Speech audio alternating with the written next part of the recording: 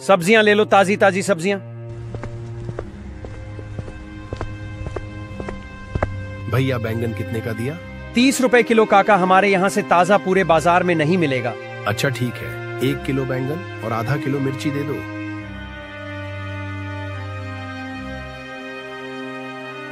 अर्जुन, आज अच्छी कमाई हुई।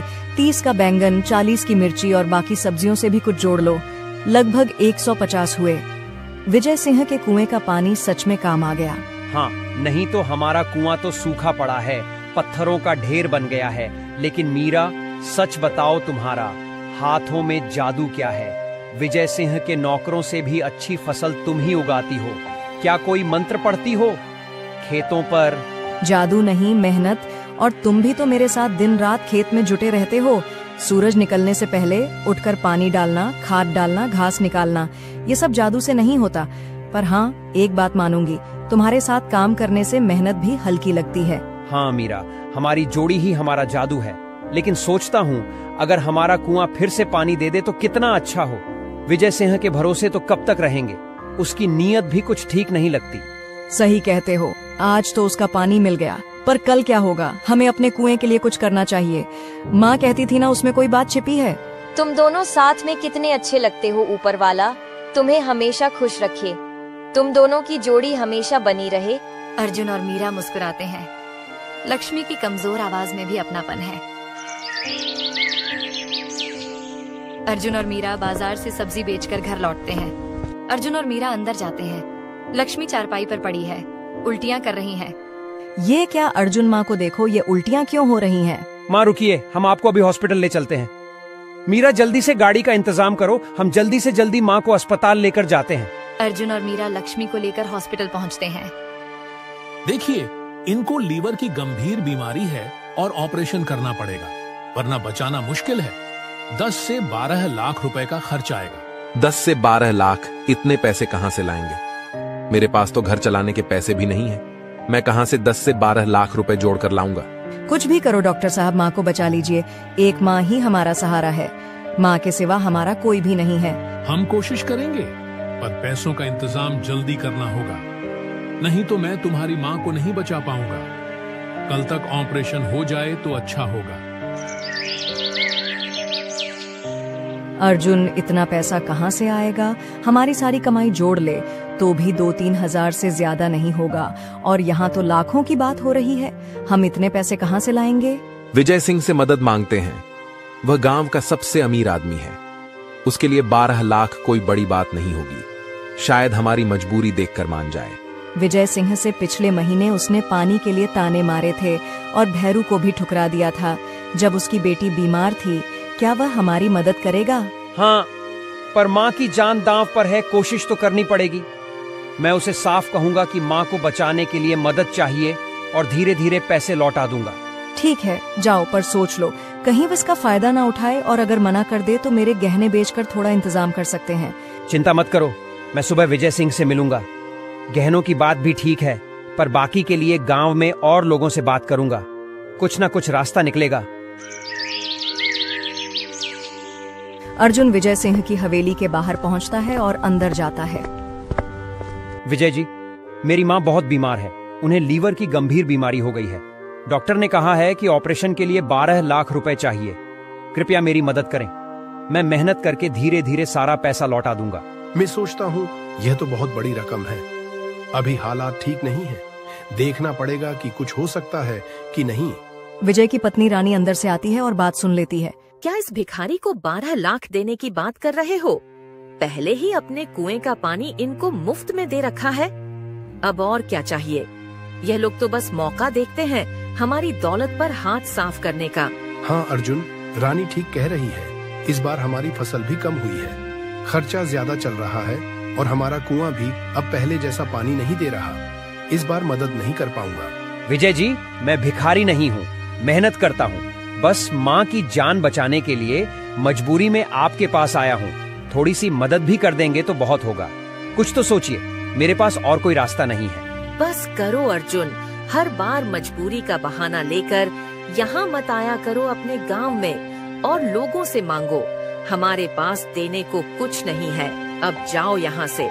अर्जुन उदास होकर हवेली से निकलता है और घर लौटता है।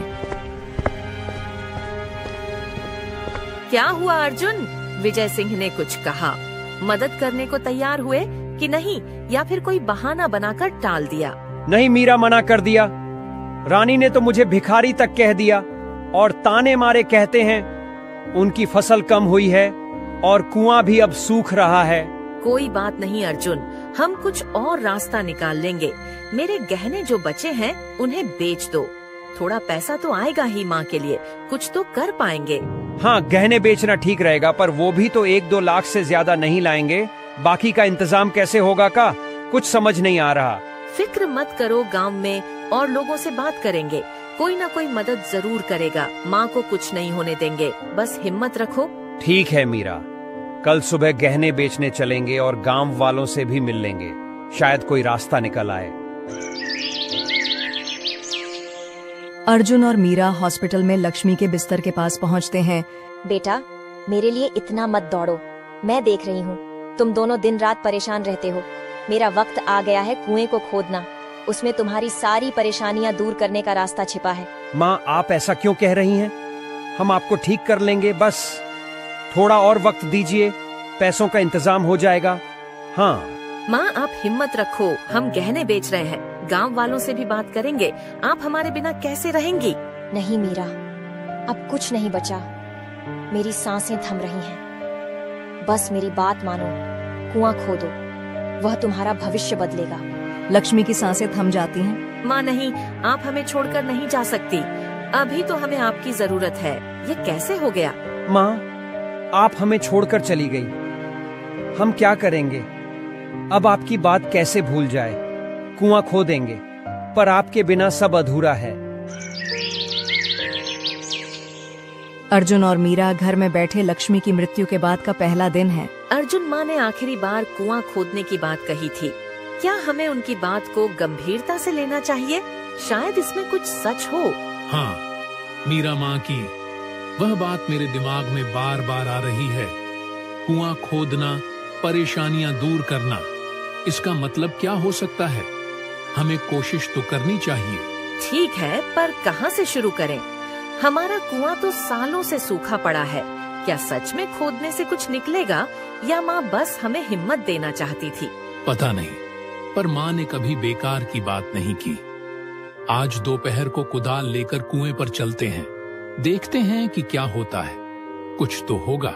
हाँ चलो, कोशिश करते हैं। माँ की आखिरी इच्छा थी, अगर कुछ मिला तो उनकी आत्मा को भी शांति मिलेगी। तैयार हो जाओ।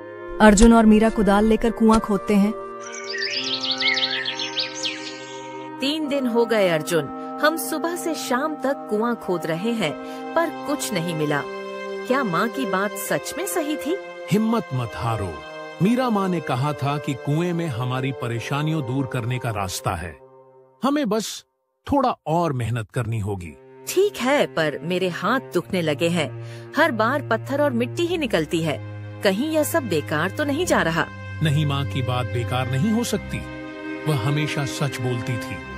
चलो आज और कोशिश करते हैं, शायद आज कुछ मिल जाए। हाँ चलो, फिर माँ के लिए ही सही, एक आखिरी बार कोशिश कर लेते हैं, देखते हैं क्या होता है।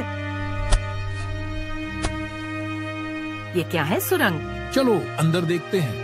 अर्जुन और मीरा सुरंग में घुसते हैं। एक बौना अचानक सामने आता है। कौन हो तुम लोग जो इस अंधेरी सुरंग में घुस आए हो? क्या तुम्हें यहाँ आने की वजह भी पता है, या बस यूं ही भटकते हुए चले आए? हमारा कुआं सूख गया था। हमारी माँ ने मरने से पहले हमें बताया कि इसे खोदने से हमारी सारी परेशानियां खत्म हो जाएंगी, इसीलिए हम यहाँ तक पहुँचे हैं। हाँ, हमने 3 दिन तक लगातार कुदाल चलाई, पत्थर और मिट्टी हटाई, तब जाकर यह सुरंग दिखी। आप हमें बता सकते हैं कि यह जगह क्या है और यहाँ क्या छिपा है? मैं यहाँ सैकड़ों सालों से एक साधु के श्राप की वजह से कैद हूँ। उसने मुझे इस सुरंग में बंद कर दिया था। तुम्हारे पिता ने एक बार मेरी जान बचाई थी जब मैं मुसीबत में फंसा था। हमारे पिता ने आपकी मदद की थी, वो तो हमें कभी नहीं बताया। क्या आप सच कह रहे हैं? और ये सुरंग हमारे कुएं के नीचे कैसे बनी? हाँ, और अगर आप यहाँ कैद हैं, तो हमें कैसे दिख रहे हो? क्या ये कोई जादू है या हमारी आँखों का धोखा है? हमें कुछ समझ नहीं आ रहा। यह जादू ही है। मैं श्राप की वजह से दिखता हूँ, पर आजाद नहीं हो सकता। तुम्हारे पिता की मदद के बदले में मैं तुम्हें यह जादुई घड़ा दे रहा हूँ, इसे संभाल कर रखना। जादुई घड़ा यह क्या कर सकता है? क्या सच में इससे हमारी परेशानियां दूर हो सकती हैं? या यह कोई लावा है जो हमें और मुसीबत में डालेगा? हाँ, और इसे कैसे इस्तेमाल करें? क्या कोई खास तरीका है या बस मांगने से सब मिल जाएगा? हमें साफ साफ बताइए ताकि हम गलती ना करें। इस घड़े से जो भी मांगोगे वो पूरा होगा, चाहे पानी हो, धन हो या कुछ और। लेकिन सुनो, लालच मत करना, वरना इसका जादू उल्टा पड़ जाएगा और तुम्हारा नुकसान हो जाएगा। लालच ना करें मतलब हमें सिर्फ जरूरत की चीजें मांगनी चाहिए। ठीक है, हम समझ गए। क्या ये सच है या हम सपना देख रहे हैं? अगर ये सच है तो हम इसे आजमाए, पर ये सब इतना अजीब और डरावना लग रहा है। आप सच बोल रहे हैं ना? बोना। अर्जुन और मीरा जादुई घड़ा लेकर अपने सूखे खेत में पहुंचते हैं। मीरा माँ की बात सच थी। अब इस जादुई घड़े को आजमाते हैं। चलो देखें कि क्या यह सच में हमारे सूखे खेत को फिर से हरा भरा कर सकता है। हाँ, अर्जुन बोने ने कहा था कि इससे जो मांगो वो मिलेगा, तो पहले हमारे खेत को हरा भरा कर लेते हैं, जिससे फसलें अच्छे से उग जाएं। चलो शुरू करें। ऐ जादुई घड़े, हमारे इस सूखे खेत को हरा भरा बना दो। थोड़ी ही देर में देखते ही देखते खेत में हरी घास और सब्जियों के पौधे उगने लगते हैं। बैंगन, मिर्ची और भिंडी के पौधे तेजी से बढ़ते हैं। मीरा, यह तो चमत्कार है। देखो कितनी जल्दी सब हरा भरा हो गया। बैंगन और मिर्ची तो अभी से तैयार दिख रहे हैं। माँ का आशीर्वाद हमारे साथ है। हाँ अर्जुन, अब हमें बाजार में फिर से ताजी सब्जियाँ बेचने को मिलेंगी। ये घड़ा हमारी जिंदगी बदल देगा। कितनी खुशी की बात है। सच में अब ना कोई कुआं सूखेगा, न हमारी मेहनत बेकार जाएगी। चलो इसे और आजमाए, शायद और कुछ मांग सके। हाँ, पर बोने की बात याद रखना, लालच नहीं करना। अभी तो यह हरे भरे खेत ही बहुत है। चलो घर चलकर खुशी मनाए। अर्जुन और मीरा खेत को देखते हैं। दोनों खुशी से हंसते हैं और घर की ओर चल पड़ते हैं। मीरा और अर्जुन का काम बहुत अच्छा चलने लगता है। वे जादुई घड़े की मदद से अपने खेतों को हर वक्त हरा भरा रखते हैं। बाजार में उनकी ताजी सब्जियां हर दिन बिकती हैं। दोनों खूब पैसे कमाने लगते हैं। उनकी मेहनत और जादुई घड़े का असर गांव में सबको दिखता है। वे अपने पुराने मिट्टी के घर के अलावा एक दूसरा घर खरीद लेते हैं। नया घर पक्का और बड़ा होता है। मीरा और अर्जुन की जिंदगी बदल जाती है। विजय सिंह अपनी हवेली के आंगन में खड़ा है। वह अर्जुन और मीरा की समृद्धि से जलने लगता है। उसे समझ नहीं आता कि उनके पास इतने पैसे कहाँ से आए।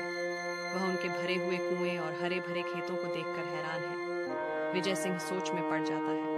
यह अर्जुन और मीरा जो कभी मेरे कुएं के पानी के लिए गिड़गिड़ा थे, अब इतने अमीर कैसे हो गए? उनके पास इतने पैसे कहाँ से आए? एकदम से उनका सूखा कुआं पानी से भर गया। जो खेत बंजर पड़े थे वह अब सब्जियों से लदे हैं। जरूर कोई राज है। कहीं यह लोग कोई चोरी डकैती तो नहीं करने लगे या फिर कोई जादू टोना कर रहे हैं। मुझे पता लगाना होगा कि इनका यह रहस्य क्या है, वरना यह दोनों मेरे से भी आगे निकल जाएंगे। विजय सिंह अर्जुन और मीरा के पीछे लग जाता है। वह एक बड़े नीम के पेड़ के पीछे छुप जाता है। मीरा और अर्जुन रास्ते पर चलते हुए बात कर रहे हैं। वे बोने और सुरंग के बारे में चर्चा करते हैं। विजय सिंह उनकी बातें सुनने की कोशिश करता है। मीरा कहती है कि बोने ने उन्हें जादुई घड़ा दिया था। अर्जुन बताता है कि सुरंग उनके कुएं के नीचे थी। दोनों इस बात पर हंसते हैं कि उनकी जिंदगी कैसे बदल गई। विजय सिंह यह सब सुन लेता है। वह हैरान हो जाता है और कुछ करने का सोचता है। तो यह बात है, इनके पास कोई जादुई घड़ा है जो सुरंग में बोने ने दिया, इसीलिए इनका कुआं भर गया और खेत हरे हो गए।